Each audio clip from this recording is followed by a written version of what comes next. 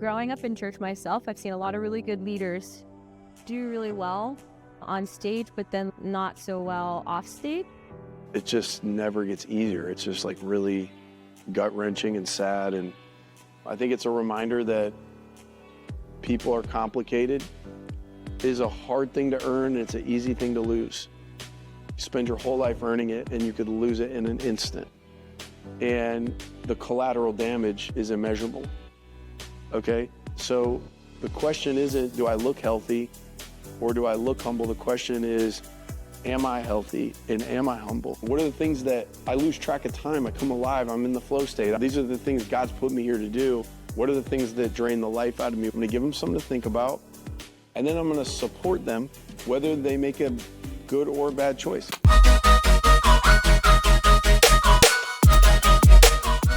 You sound nervous. You know, I didn't get in the makeup chair today, so I mean, I'm feeling a little vulnerable right now. Too. I was telling Mikey right before, I was like, I've got time to go for a run. I was editing another Hey, that's episode. that's still a sore subject. I know. I'm sorry. I can't believe I brought that up like from the get-go, and that's on the recording. I was chasing Lauren through the church parking lot when I tore my Achilles. She was winning. She was going to win. Thanks for saying that. I was learning in the moment that I was going to lose. Yeah. And then I ruptured my Achilles. So that's insult to injury right there. Well, I mean, I got to say, I never want to follow a leader who doesn't have any scars. So to be a part of one of those. Thank you. Thank you. It's helpful, right? I feel a lot better now. Oh, good. Okay. My highlight, if you want to say highlight, was you were recapping that one time and you were like, this 25-year-old, she like beat me or whatever. That's what I tell everyone. And I was like, bro, I was 31. And I was like, yeah, okay. I don't care. I didn't hear anything else other than you just said I was 25. 25. Yeah. You thought I was 25. Yeah. That's all I need. You said feather in my cap. That was a feather. Okay. Actually, we can tell everyone it's the jeans, but thanks, Mom, for those jeans. But we're already starting. Welcome to Clearly Complicated. I'm Lauren Rarick, your host. Again, we've got our first return guest, Greg Ford. The crowds, the multitudes have spoken. You know, my mom really liked that episode that you did last time. So, of course, we had to have you back on. But That's thank awesome. you for being back. I'm honored to be here. I had a great time last time, so thank you. And we kind of, at this point, I think we've known each other long enough, we can say we go way back. Way back. Right? Like, I mean, it's early. I was in my early 20s. Yeah, I mean, yeah. No, when did you guys start coming to the church? I'm trying to think. 2017, like Okay. in the fall. So that's 8 years. That's way back. That's Yeah. official. It was me and Elijah just got married. And so we were trying to find a church to be at together. And so we Googled a bunch of churches and you guys came up on the search first. So Wow. it worked well. Shout out to Rev Local for getting us on honestly. the SEO. Yeah. That's a great. search engine, Well, I yeah. blessed the day that you guys came through. You guys Yeah. have been wonderful, wonderful support. I mean, I could say the same. This church was, I was even thinking on the drive over here, I was in this room on Monday night, part of this prayer team thing. And just like, that felt like such a pinnacle of, oh my gosh, I felt so blessed by this church, and then be able to like pour that back out and see it full circle, and just like all the miracles that I've seen, like all the fun stuff, like this has been such a blessing. So Awesome. thanks for doing this. You're welcome. It's not casual, but it's awesome. You're welcome. Who's this episode sponsored by? It is sponsored by the Cheez-Its that I ate on the way over here. Buffalo wings. That's a good flavor. It's a little spicy, but keeps you sharp. There you go. Keeps the sweat going. So, but yeah, so we're here. We're going to talk about really wherever the conversation goes. But I told you a little bit kind of the direction, the initial start. Since we don't have to do an introduction, people have heard from you before, so they know what you're all about. But I've seen you do a really good job of even quietly, like you don't blast it out or make everyone know it, but I see you surrounded by a lot of like men that you're developing, and it's always like, it's not, I don't want to say it's always surprising, but there are people who aren't like, they didn't grow up in the church necessarily, or maybe they didn't even have a father figure, but I've seen you really take them under your wing and help navigate their lives and bring them into truth. So I kind of wanted to start with that in mind. Growing up in church myself, I've seen a lot of really good leaders do really well on stage, but then like not so well off stage. And I don't want to put the picture of you being some perfect thing. Yeah. So I think it's like, how have you held that tension of you're a person, but you recognize like these men are looking up to you? Yeah.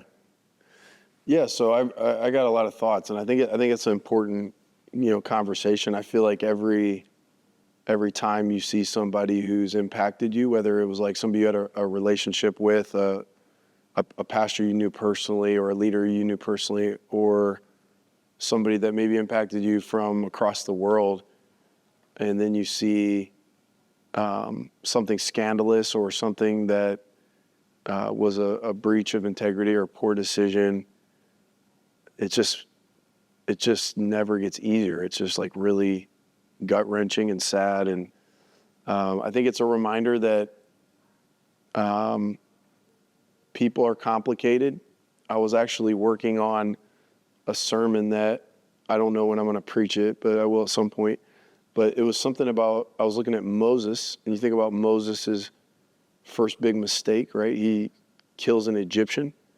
He had sort of had this miraculous, was in a basket, and the Pharaoh's daughter finds him, and he grows up in the palace, and yet he knows he's different, and he understands that he's an Israelite, and he sees an Israelite being beaten, and so he's triggered by the injustice, and then he loses self-control. He's loses his temper, and he kills a guy, buries him, and thinks he hasn't been caught, but he is, and so he goes and spends 40 years in the wilderness, and then 40 more years in the wilderness. The first 40 he was hiding essentially and shepherding, and then the second 40 he's leading the nation in a big circle, and then he gets to the end of his life and sort of does a version of the same thing. He instead of speaking to the rock, he strikes it twice, and because of that, he's not able to end his life in the promised land. He dies in the wilderness.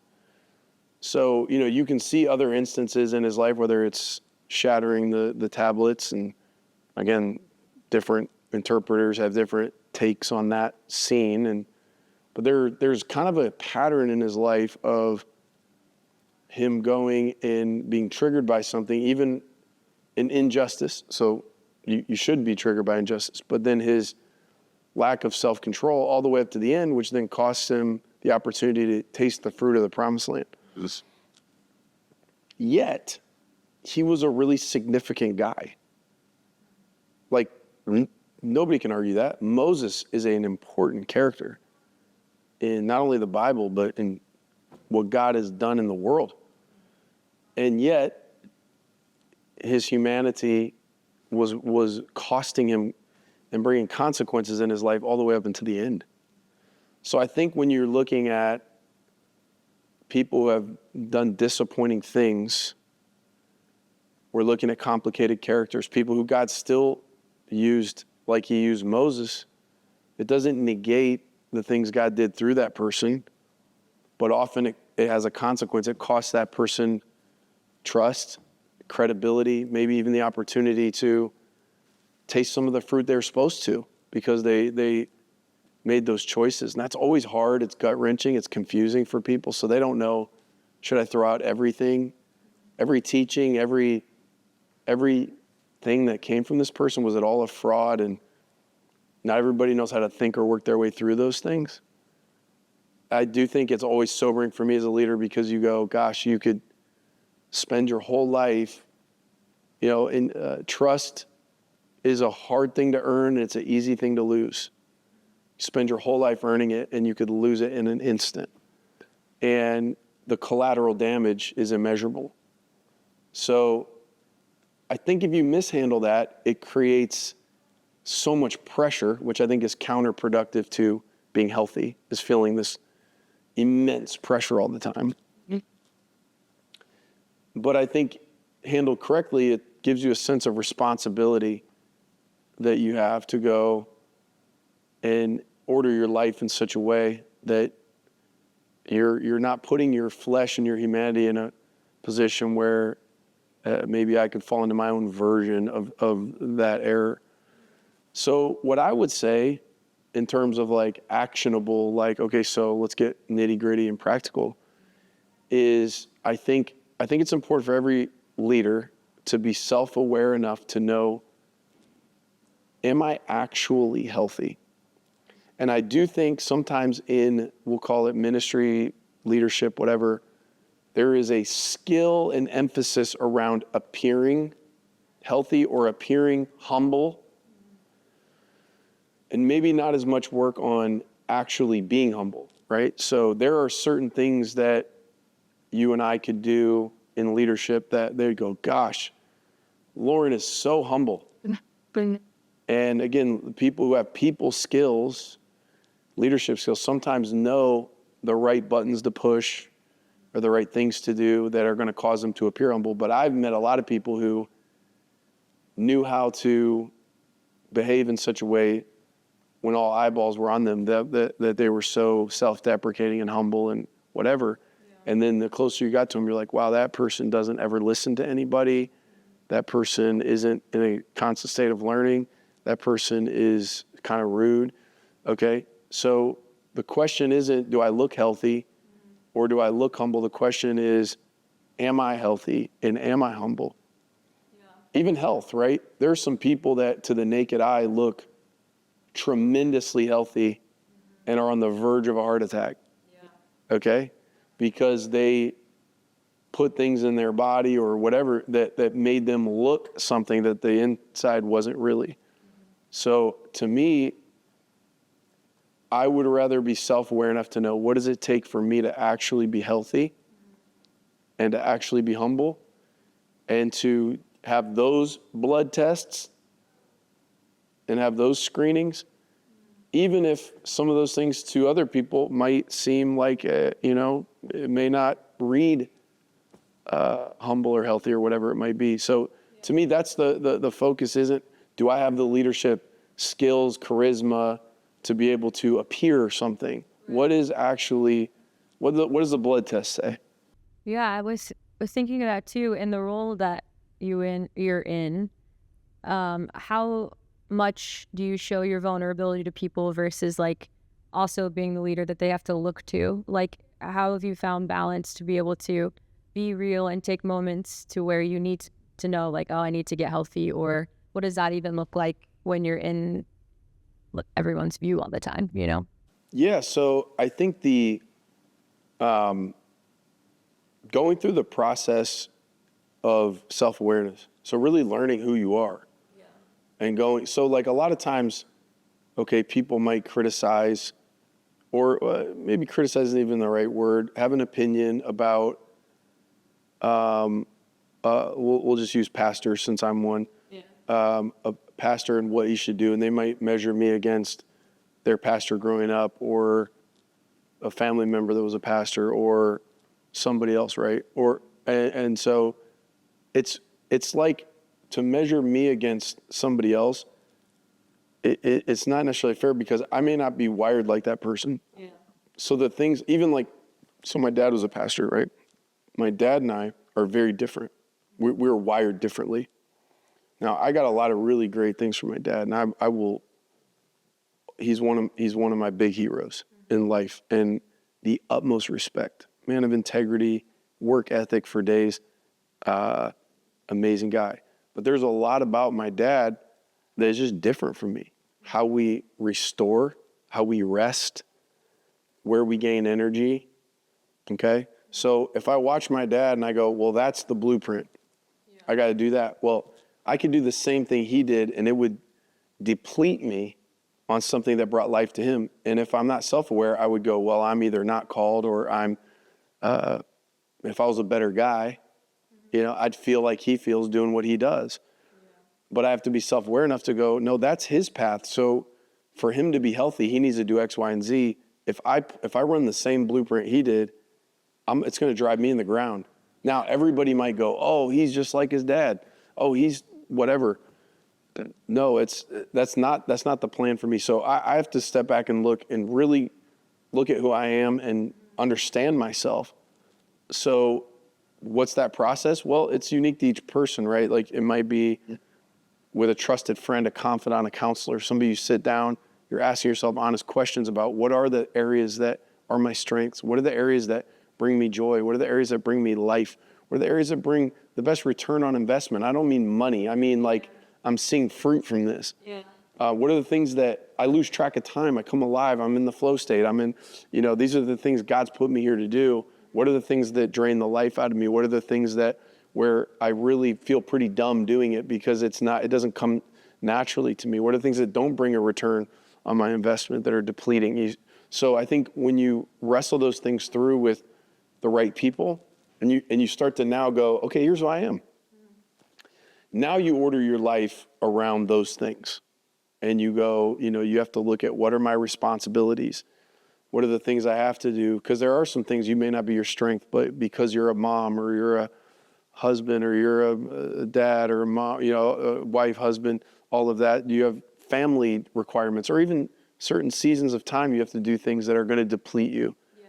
So I have to go, okay, the rest of this, I have to build my rest, my recreation, the work that I do. I've got to build it around that. And it's not just the template of my hero or whatever it is, or what people are pressuring me to do, because to them, they've taken one profile or one template and said, this is what a successful or a humble or healthy leader looks like. I mean, there are fundamentals of health, diet and exercise.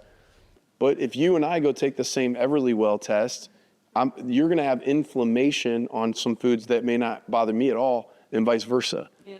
So the reality is, every person, even though the fundamentals of physiology are universal, there is uniqueness to each person in terms of, you've seen certain workouts and certain fitness plans and certain diets work really well for somebody and not somebody else. Yeah. So when we're talking about physical health, we know that there's some things that work for everybody, and there's some things that don't. Yeah, it's all a metaphor for both. It's a metaphor for both. So I think, as a leader, I think I've had a lot of friends and people, mentors, people, end up out of bounds, making some bad choices. I think, man, very rarely is it, this person is just a total villain who's totally corrupt. Usually it was a good person who did not order their life well, maybe lacked self-awareness, became unhealthy, and in their fatigue and in their unhealth, they lost the battle of the flesh.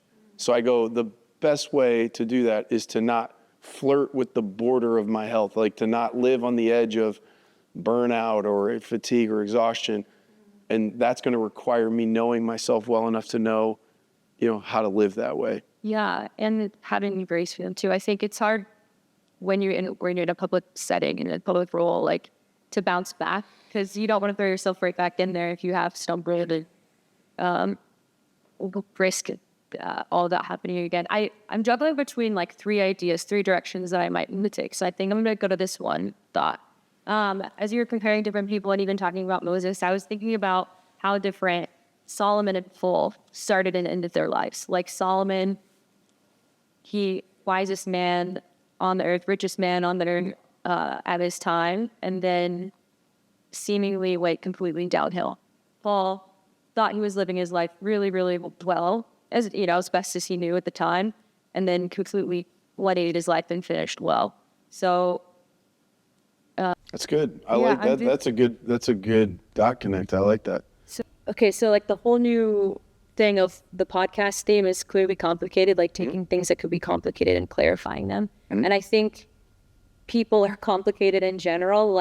We will rise and fall, and I actually love it. I think it's really, seriously, I think it's really good. In fact, I think there's a real relationship between the two concepts. So you talked about fallen leaders, and then you talked about discipling men, right? In general, right? So I actually think, and frankly, with the theme of your podcast, so the idea of complication. So when I think about discipling or mentoring or, helping men to grow and develop, I think of it as complicated. Because again, I think if I look back at, I think the version of discipleship I was introduced to, it was like this: hey, we're going to teach you what's right, and we're going to teach you these. I'm making this up. These 20 things, right? This number of things you need to learn. Check these 20 boxes. Learn these 20 things. Okay, cool. You learn those. Now your job, the rest of your life is to do those and then teach everybody else. there wasn't a big emphasis on learning. Like, hey, you should just fall in love with learning young and plan to learn up until your last breath. Yeah. And if you live to 100, what a cool life, because you get to learn up until the end. Like, never lose that curiosity, never close the loop, never shut down the question stuff, keep questioning it, challenge your own assumptions, like just be hungry for learning. Yeah. That wasn't really taught to me. It was more like, here's what's important, know it, and then go tell everybody else. Yeah. So I think when it comes to men, the men in my life that I'm working with, first, I'm trying to learn about them. I'm trying to, I don't want to assume anything, because even if two people do the same thing, they might do it for a different reason. When you come from different places, you see the world differently. Yeah. So I start, frankly, by believing the best about people. I believe, like, these are, even if they've done some things that they'd like to have back, I tend to think people are starting from a good place, and I'm looking for, like, why they do what they do, where they came from, understanding how their brain works, where their struggles are, what are they actually struggling with. Sometimes, again, the thing we think we're struggling with, there's actually something else related to it. So my approach isn't like, hey, I got these 5 things I'm going to tell you, and now you know it, and now go tell somebody else. Yeah. Again, there are life principles. Again, I think it's related to the other conversation, but I'm always trying to, learn them. I'm trying to stay curious, I do stay curious about them, and then helping them navigate through what do they need to discover, either about themselves or about their life, that would help them, to make good decisions. And then the other thing is, and again, some of this is developed over time, but I think in my younger years, I felt responsibility or pressure for other people's life decisions for them to get it right. Yeah. So it was like, I feel like, man, I need to save them from a bad choice. Mm-hmm. So if a guy comes to me and he's like, hey, I think I'm going to marry, I want to ask so-and-so to marry me. And I was like, oh, man, he hasn't known her very long, or, man, I don't know about her, or whatever. If I wasn't sure if that was a good match, I would almost feel this burden, like, I need to make sure that they don't make a mistake. Mm-hmm. And I think in doing that, I took on a responsibility that wasn't mine, and probably ended up sort of pushing people away or not even helping them like I could have. At this point in my life, I don't feel personally responsible for other people's decisions. If they happen to invite me into their life and they ask me questions, I might give them something to think about. But whether or not they think about it, it's up to them. That's hard to get to that point where you can. Yeah. But I think I got there the old-fashioned way, which is falling on my face of trying so hard to do something that wasn't mine to do. And at some point you go, you know what? I'm going to give them something to think about, and then I'm going to support them, whether they make a good or bad choice. Because again, I've lived long enough to know, I thought certain people were making a bad choice. It turns out, no, that was actually good. I was wrong. And vice versa. There are people I thought, I was like, oh yeah, do that. And then they did, and it was a mistake. Yeah. So I don't push too hard on that. I go, hey, have you thought about this? Mm-hmm. Hey, what about that? Maybe try to draw out some unclarity, maybe even say, here's something you might want to, be cautious of, or here's a life experience I have that's adjacent, to what you're, and then go and support them. Mm-hmm. Even if I think they're making a wrong choice, and they do make a wrong choice. Yeah. I'm still like, it's kind of nice to know that somebody's going to be there if you fall on your face. Yeah. What I've learned about people is, if you want to say good or bad or whatever their decisions have been in the past, that everyone's just looking out in a survival mentality for themselves. They're like trying to self-preserve or what they think is their best good. And they're filtering it through that realm of me, like, what can I do? No one's here for me. It's all about, me getting me from A to B. And what's so cool about Christianity and the Christian mindset is it's no longer like, I'm the only one that knows my best good. Sometimes it's like surrendering what I think is my best good because I know the one that knows my best good. And I think it's healthy that I feel like the similar mindset of what you're saying when you're talking to these guys is like, you're not assuming they're doing it because of malice intent. Like maybe that's all they've known. It's the only example they've seen, or it's their way of survival. And Well, this was interesting. Somebody sent me, it was like a 60 Minutes episode about these like cyber criminals, right? So I was watching it, and it was basically like, there was that deal where those guys hacked into like the computer systems in Vegas and shut Vegas down. So basically like MGM Grand, all the casinos, like boom, shut down, and they were working in the dark for days, because these guys got in and essentially they're holding them for ransom, $1 million, and this was an Ocean's 11, was it? It was a real thing. No, it was real, very real. Like it was maybe last summer, it's been the last couple of years. So yeah. But they held them for ransom, and one of the casinos paid them $10 million, and they turned their stuff back on. Another one didn't pay them, and they ended up losing $100 million in revenue. Wow. Because of it. Yeah. So then, if you remember, like the pipeline system that these guys hacked in and shut down. Anyway, they're tracking these guys, and they find out they are primarily young males, like teens, late teens and early 20s, who are like cyborg hackers. I mean, these guys are like unbelievable, right? Yeah. And so they were saying their motive is they want to be disruptive in the world, right? They want to disrupt the world. They're like, because they can, right? We know how to go in and do this to a casino, or we know how to go in and shut down the pipeline of the eastern seaboard of the United States of America. And so when they were talking about it, like the first pass through the ear, it just feels like these punk evil people. And as the more I listened to it and thought about it, I'm like, if you're 17 and you're gifted in the way that you are smart enough to outsmart Vegas, and you're outsmart the smartest people. It's almost like if you were 17 and you could squat 600 pounds, like you'd want to do it. Yeah. And the idea of their urge to be disruptive, like to me, I go, these are people who are gifted who just they have not found a purpose, the right purpose. So because they haven't found the right purpose, they're taking all of these gifts and all this talent, and they're using it in destructive ways. And for me, I wish I could meet them. Yeah. I'd like to meet them. I'd like to talk to them. I'd like to listen to them. Because again, each one of them would be complicated as to how they got to the place where they want to use their genius to shut things down. Yes. And so again, back to how do I approach a disciple? I would go, it's not going to throw me off how many bad things you've done. And no matter how many bad things you've done, I don't personally think that you're bad. Yeah.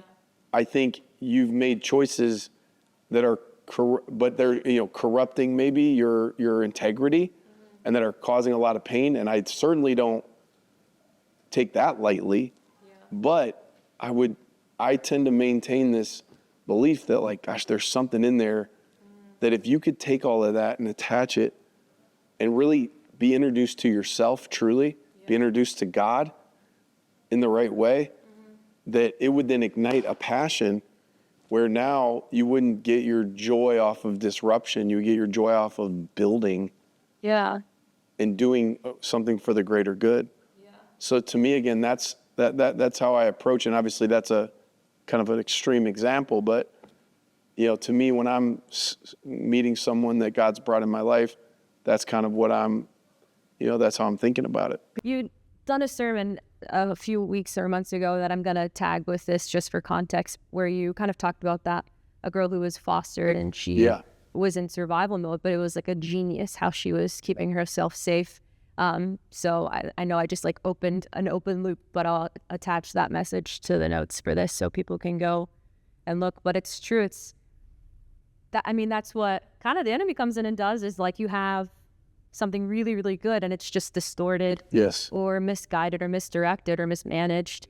It's not like the intent, the original thing was bad. It was maybe a good desire somewhere in the beginning and then it just kind of got through its own filter. But yeah, there's always redemption in all of it. And yeah, so I think it's awesome that that's the mentality of how you're guiding this next generation, because then they're going to take that and your ceiling's going to be their floor and they're going to continue that process. I think when people believe that you believe that about them, they are open to sometimes being challenged in ways that might be abrasive if they thought you believed the worst about them. Mm-hmm. But when I believe you believe the best about me, even if you're like calling me to a higher standard, which at times might feel like a kick in the rear end or whatever, might be hard to hear, I know that it's coming from a place not only of love, but of you do see the goodness in me. Yeah. You do see the gift that God's put in me. And so, number one, it changes how I see them. But number two, I think it then sets them up for success in that sometimes the thing we need to hear is hard. Yeah. And it sometimes does sting a little bit. But when I know where it's coming from, and when it's coming from that place, then, I think often I see it end up inspiring people, to make a change, so. Yeah. Anyway. Just as a final thought too, when I became an Orange Theory coach, when we were going through the training, they asked us who our favorite coach was and why. And so I shared who my favorite coach was, and the reason it was because they believed in me when I didn't believe. They knew I could do that game-winning shot, or they knew I could make the play even if I wasn't so sure. And we need that. That's why we need people. We need people to call that out. But I've let that sit with me, and now that's how I coach. I believe in that person. You believe in that person because it's true. And sometimes we need that little extra help, like to borrow someone else's faith. What you said was great and helpful, and I think it'll be maybe a part 2. You'll be my part third. Part three, come on. Part 3 at some point. It's a good little mini episode, but yeah, thank you for your time. And you're welcome. Always a pleasure, always fun. Lots of wisdom, so. Thank you. Thank you.